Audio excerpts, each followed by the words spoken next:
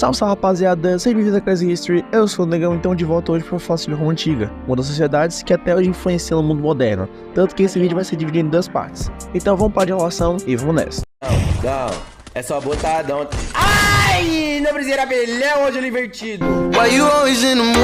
Bom rapaziada, pra gente começar naquele pique, esse vou contar o famoso mito que deu origem à Roma Antiga, o mito de Rômulo e Remo, que pra você que não sabe, é uma lenda onde o rei Marte, mas popularmente conhecido na mitologia grega como o deus da guerra Ares, onde uma mulher chamada Reia deu Gaia no seu marido chamado Amulho e engravidou de Ares, dando assim luz a Rômulo e Remo, que só de raiva mandou jogar os dois ainda bebês no rio para se afogarem, pois além da Gaia, os bebês poderiam assumir seu lugar no trono. Eles são jogados no mar, mas acabam sobrevivendo e sendo encontrados por uma loba que cuidou deles e amamentou, e quando adultos, descobriram que eram filhos de Amulho e voltaram pro reino para botar o avô deles no mito ou no trono. Mandaram Amulho assinar continuidade com Nina e decidiram fundar uma cidade, mas por eles não decidiam onde iam fazer ela, tiraram o X1. O resultado foi que Rômulo assinou o contrato com o Vasco para Remo e tomou o trono, e isso então gerou o primeiro tópico desse vídeo, o Reino de Roma. Véi, pergunta básica de português. Vale. Quem manja de português vai saber sair fácil. No nome Pica-Pau. Como é? No nome Pica-Pau. Pica-Pau. Tem um acento. Em qual parte desse nome se encontra o acento? Pica-Pau. Tem um Exatamente. acento no pica-pau. Exatamente. Epa, já sei. Diga. Sento na pica. Agora que eu contei a lore do surgimento mitológico, eu deixo bem claro que essa foi a história que pegou os romanos daquela época, e até hoje não sei tanta informação sobre como realmente Roma surgiu, mas o que é realmente um fato foi que Roma surgiu com o reino em 753 a.C., com os latinos que ocupavam a região da Península Itálica e se juntaram com os etruscos e sabinos, que pegaram uma base militar no meio do hoje território italiano e formaram um reino, que tinha como governante um rei que alternava entre os etruscos e os sabinos, e ao todo tiveram 7 reis que comandaram o período monárquico de Roma, que deveria cuidar dela e evoluir o reino, e o Senado era quem deveria criar e aprovar as leis que eram formuladas, ou seja, o Senado e a Assembleia da Cúria, que também era um Senado, só que para pobre, era quem nerfava o rei. Tipo aquele personagem que é nerfado pelo bem do jogo. Aí rapaziada, apenas 3 dias apostando na Blaze. Olha aqui essa vista, mano. Perdi tudo e acabei virando piscineiro dessa casa. Nessa sociedade, além do reino existiam os patrícios, que eram os descendentes dos seus fundadores e eram a parte antiga da sociedade romana. Eram eles também que participavam do Senado das decisões políticas, além de ser os grandes proprietários de terra. Os plebeus eram basicamente o povão, depois os escravos eram a maior parte da população e eram, em sua maioria, fazendeiros e comerciantes, e era o que fazia a economia girar. Eles também são pequenos proprietários de terra, ou seja, se tinham terras, o que era bem comum os plebeus não terem terras, mas se tinham, eram pequenas e geralmente terras que sobravam dos patrícios, que não eram mais tão férteis. Os clientes eram pessoas livres que trabalhavam para os patrícios e tinham proteção deles para trabalhar e morar com eles livremente. Alguém sabe me indicar um remédio para dor no maxilar? Eu tive que enfaixar meu maxilar de tanta dor que eu tô sentindo. Não consigo parar de rir do Corinthians. Perdeu de novo. Bom rapaziada, tudo isso que eu expliquei vai ser importante pra gente entender como que o reino vai se desenrolar. E o ponto importante é que Roma é a junção de vários povos, assim como eu tinha falado antes. Eu destaquei os sabinos e os etruscos porque eles eram os povos mais ativos em Roma, que por muito tempo era uma mistura de vários povos que ocupavam a cidade, e isso era muito bom para a economia, justamente por conta dessas conexões. Só para ter uma noção de variedade, além dos sabinos e os etruscos, tinham gregos, gauleses e outros povos italiotas menores. Até aí tudo bem, porque os reis eram basicamente representantes de cada tribo, e alternavam entre elas, mas o motivo de eu ter contado essa lore das tribos é que os etruscos estavam chegando cada vez mais na cidade, crescendo e ganhando força, tanto que os últimos 3 reis de Roma eram etruscos, mas isso não era um problema, porque já estava de boa e não tinha acontecido nada demais até agora. Até que o último desses 3 últimos reis tinha o voo de Tarquínio Soberbo e chega querendo comandar tudo. E só para lembrar, o Senado servia para nerfar o rei, e Tarquínio queria acabar com esse nerve do Senado e comandar tudo. Para se ter uma noção, o Senado podia aprovar quantas leis quisesse e não aprovava nenhuma que o rei desse sugestão. Então assim, Tarquínio travou um X1 pro Senado que tinha apoio dos patrícios, e o resultado foi que Tarquínio foi jogar no Vasco e os etruscos foram expulsos da cidade, assim acabando com a monarquia romana. Bom rapaziada, esse foi o vídeo, muito obrigado por terem visto.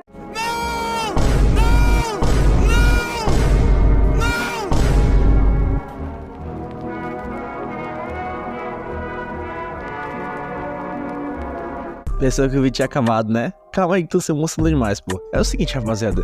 Roma foi basicamente dividida em 3 grandes períodos, e não apenas o império que geral conhece.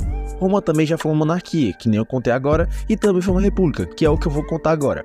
Bom, rapaziada, depois desse x entre Tarquínio e o Senado agora seria o poder máximo de Roma, que agora é uma república e seria comandada por 2 cônsules, um que cuidava das leis e da economia e outro responsável por comandar o exército, que começava a tomar força e crescer ainda mais, tanto que é na República de Roma que começa a expandir seu território. Além dos cônsules, os senadores também teriam que ajudar a administrar a cidade, apesar de não ter uma divisão exata de funções para cada senador. Where are you from? I'm from Brazil. Okay, cool. Say something Portuguese down the mic, but don't tell me what it is. But the comment section is gonna tell me what it is. Okay, Bom, rapaziada, é na República que acontece a maior expansão de Roma. Antes, como monarquia, Roma ocupava apenas a parte central do território da Itália, e com o fortalecimento e crescimento da cidade muito por conta do comércio, a República Romana agora só não tem a região da Itália dominada, mas também alcançando parte da França, metade da Espanha, uma parte do Egito e boa parte dos Balcãs, além de uma pequena parte da Turquia. E isso só tende a aumentar, pois agora Roma alcança mais mercados, ajudando ainda mais o crescimento romano. Mas com isso, o Senado começa a ter mais demanda da plebe, que aumentava ainda mais justamente pelo aumento da população mundial. Que apesar da base social romana serem os escravos, que viam como prisioneiros das tretas de Roma, a plebe não ficava muito atrás em quantidade. Até que em 495 a.C., em meio às guerras da expansão de Roma, os plebeus, que eram basicamente o exército de Roma, perceberam que sem eles, Roma ia falir e não ia conseguir sustentar. Percebendo que eram essenciais para o crescimento de Roma, eles passaram a recusar lutar pelos patrícios nas guerras, e só de mal não voltaram para Roma, e ficaram no Monte Sacro por uns 3 meses como forma de protesto, até chegar numa negociação onde os plebeus exigiam mais participação política para eles voltarem e lutarem por Roma. Os protestos concordaram, e assim surgem os tribunos da plebe, que eram basicamente alguns plebeus que eram escolhidos por eles mesmos para ir pro Senado e representar a plebe, e participar da criação de leis, e vetar possíveis nervos contra a plebe, e tentar ganhar benefícios para ela. E nisso temos o edil, uma espécie de ADM que verifica se a plebe está sendo prejudicada ou não pela legislação romana. A casa tá tendo obra, tá vendo? Tá tendo obra em tudo quanto é lugar, aqui fora, tá vendo? Mas olha que legal aqui que ficou o balcão.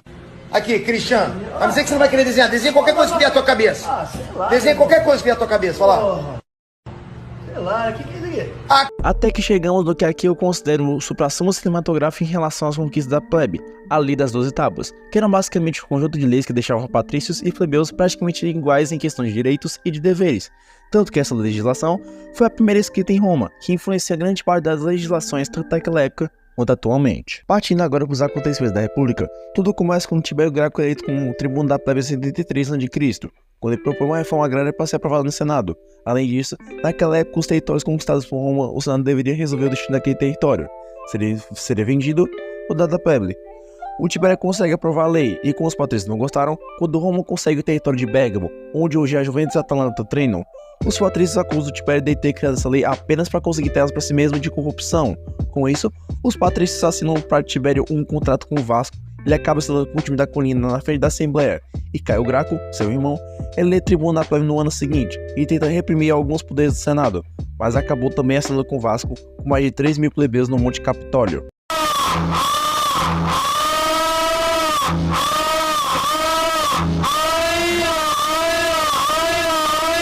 Bom, rapaziada, agora a gente chega nos acontecimentos principais do vídeo, onde aconteceu o primeiro triunvirato, onde basicamente Marco Crasso, um membro da família mais rica de Roma, Pompeu, um grande general que fez várias conquistas e derrubou vários senadores importantes, foram eleitos os 2 cônsules de Roma e chamaram o tal de Júlio César para poder fechar o triunvirato, que significa 3 anos no poder. Ou seja, Marco Crasso e Pompeu eram os 2 cônsules de Roma e Júlio César era eleito cônsul da região conquistada de Gália. Depois disso, Marco Crasso acaba assinando com o Vasco, além da filha de Júlio César, depois de um parto de um filho que seria de Pompeu por ser marido dela. Isso fez com que a relação entre Júlio César e Pompeu piorasse, até que Júlio César, que comandava a região da Gália, chega com seu exército em Roma e treta numa guerra civil com Pompeu, que perde e foge. O resultado disso é que agora Júlio César é eleito ditador e força máxima de Roma, ou seja, ele estava acima até mesmo do Senado, ou seja, ele comandava tudo e sem questionamentos ou resistência, e começa a ter várias medidas como criar um novo calendário e criar projetos de construções em Roma, uma biblioteca que em teoria seria maior que a de Alexandria, a maior biblioteca do mundo, mas isso nunca foi pra frente.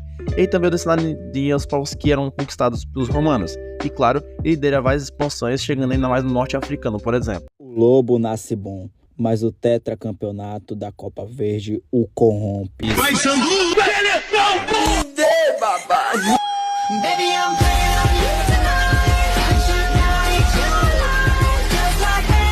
Isso, claro, que deixou os patrícios bolados. Em 44 a.C., Júlio César foi chamado numa assembleia no templo de Pompeu e fizeram uma conspiração contra Júlio César, que foi liderado pelo seu afilhado Júnior Bruto, que ficou com a raiva dele depois que Júlio César ter pego a sua mãe.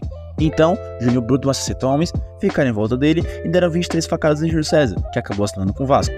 Quando o povo ficou sabendo disso, se revoltaram contra os patrícios, e para tomar conta da situação, Marco Antônio, Caio Otávio e Lepto formaram o segundo triunvirato e assumiram o controle de Roma. Além disso, eles perseguiram as pessoas que fizeram Júlio César assinar com o Vasco. E diferente do primeiro triunvirato, esse agora é aprovado por lei, e cada um deles fica responsável por uma região de Roma. Caio Otávio, por exemplo, ficou com a região onde hoje é conhecido como França, Itália, Espanha e Portugal. Lepto ficou com o norte da África, e Marco Antônio pegou a região dos Balcãs e parte de onde hoje é a Turquia. A capital de Roma era considerada território neutro, onde os três deveriam tomar decisões lá juntos, só que isso acaba virando um battle royale entre os três. Mas como Lepto queria só ficar na sua, ele acabou sendo tirado do poder, e acabou virando um X1 entre Marco Antônio e Caio Otávio pelo controle total de Roma. Eles até tentaram fazer as pazes algumas vezes, mas não deu certo. Isso resultou na Guerra do Ácio, onde Marco Antônio e Caio Otávio brigavam por mais territórios, principalmente para quem ficava com o norte africano, já que Marco Antônio é marido de Cleópatra e não queria largar aquele território por nada. O resultado disso foi que Caio Otávio conseguiu mais territórios, e Marco Antônio e Cleópatra decidiram assinar juntos com o Vasco, e Caio Otávio acaba assumindo o controle de Roma, e foi nomeado Otávio Augusto, e assim acaba a República de Roma. Bom, rapaziada, esse foi o vídeo, muito obrigado por terem visto, deu um trabalho da caceta pra poder fazer vídeo, então por favor, deixa o like pra fortalecer a tropa do Alemão, certo?